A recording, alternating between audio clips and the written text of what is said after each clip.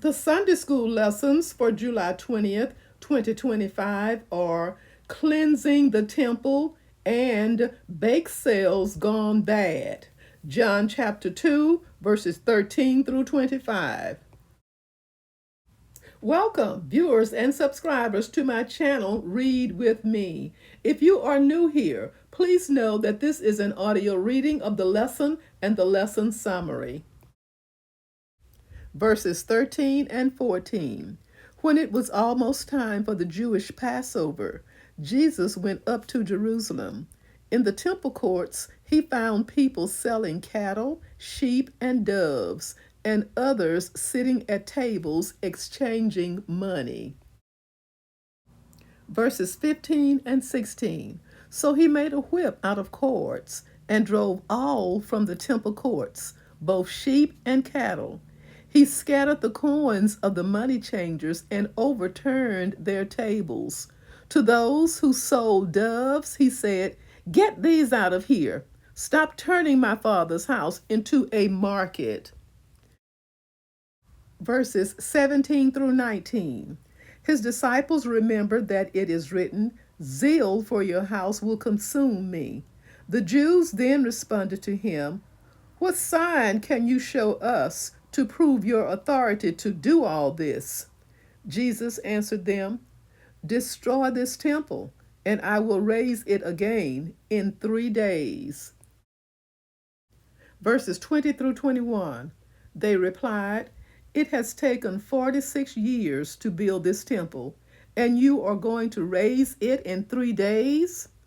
But the temple he had spoken of was his body.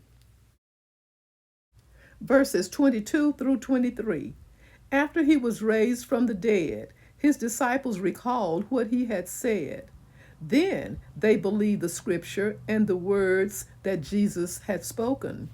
Now, while he was in Jerusalem at the Passover festival, many people saw the signs he was performing and believed in his name. Verses 24 through 25. But Jesus would not entrust himself to them, for he knew all people. He did not need any testimony about mankind, for he knew what was in each person. A very brief summary. The temple cleansing is part of a series of events that clarified Jesus' mission, how he would purify his people, whether he would be an outsider like John the Baptist or part of mainstream Judaism, and how the Messiah would treat the Samaritans.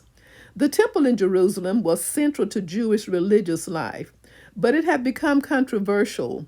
For several generations, the temple had been led by a family of priests who were corrupt.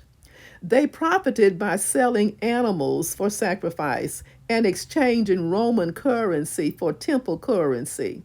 As a whole, the situation suggested a combination of complacency and corruption that Jesus confronted. His veiled reference to his death and resurrection would be remembered and used against him 3 years later. Matthew chapter 26, verse 61. Thank you so very much for listening. Join me soon for the next audio reading of the lesson and the lesson summary. Stay safe and may God bless.